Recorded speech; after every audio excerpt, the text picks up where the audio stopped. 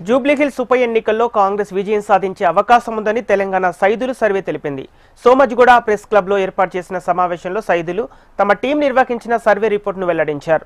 డివిజన్ల వారీగా సర్వే కొనసాగిందని చెప్పారు. బోరబండ డివిజన్లో బీఆర్ఎస్ అభ్యర్థి 1% ఆధిక్యాన్ని ప్రదర్శిస్తుండగా మిగిలిన డివిజన్లో కాంగ్రెస్ అభ్యర్థికి అవకాశాలు ఎక్కువగా ఉన్నాయని చెప్పారు. ప్రతి డివిజన్లో 3000 మంది నుంచి వివరాలు సేకరించామని తెలిపారు. విషయం సైకాలజిస్ట్ గా నేను గత కొంతకాలంగా సైకాలజిస్ట్ ఐదుగా ఎన్నో సర్వేలు చేశాను. ఈ రోజు జూబ్లీహిల్స్ ఉప ఎన్నిక బై ఎలక్షన్స్ లో మా సర్వేలో తేలినటువంటి అంశం ఏంటంటే 5.7% తోటి కాంగ్రెస్ అభ్యర్థి నవీన్ యాదవ్ లీడ్ లో ఉన్నాడు సార్.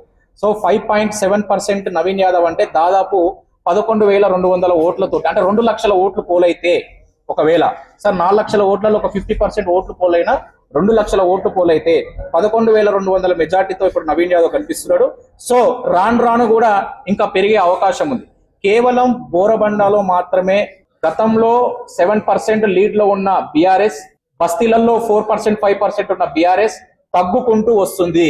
తగ్గుకుంటూ రావడానికి కారణం ఏంటంటే కాంగ్రెస్ సీరియస్ క్యాంపెయినింగ్ చేయడం వల్ల, మళ్ళీ వీళ్ళంతా కూడా టీం ఎమ్మెల్యేలు కానీ మంత్రులు కానీ వీళ్ళంతా కూడా గ్రౌండ్ వర్క్ సీరియస్ గా పనిచేయడం వల్ల మళ్ళీ బీఆర్ఎస్ కు ఈ బోరబండాలో లీడ్ తగ్గుకుంటూ వస్తుంది. ఇప్పటివరకు అయితే కాంగ్రెస్ సమానం చేసుకుంటూ రేపు పెరిగే అవకాశం కూడా ఉంటుంది. సో మిగతా డివిజన్లలో ఆల్మోస్ట్ గా 3%, 4%, 5%, 6% ప్రతి డివిజన్ బస్తీలలో కూడా నవీన్ యాదవ్ ఎక్కువగా అనిపిస్తున్నాడు.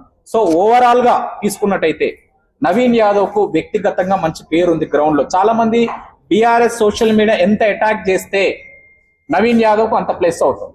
వ్యక్తిగతంగా నవీన్ యాదవ్ ఏంటంటే మేము కూడా గ్రౌండ్ లో చేస్తుంటే మహిళలు అయితే చాలా మంది కూడా మహిళలు కాంగ్రెస్ కంటే ఎక్కువగా నవీన్ యాదవ్ కు ఫ్యాన్స్ అవుతుంది. అంటే ఆయన చేసినటువంటి అన్నప్రాసన్న ప్రోగ్రామ్సే కానీ, సీమంతం ప్రోగ్రామ్సే కానీ, ఒక తమ్ముని లెక్క, ఒక అన్న లెక్క, తర్వాత కరోనా టైంలో ఎంతో మంది ప్రైవేట్ టీచర్స్ కి కూరగాయలు ఇవ్వడం, తర్వాత వాళ్ళకు సరుకులు ఇవ్వడం, ఇట్లాంటివి కూడా మాకు గ్రౌండ్ లో తేలినటువంటి విషయం.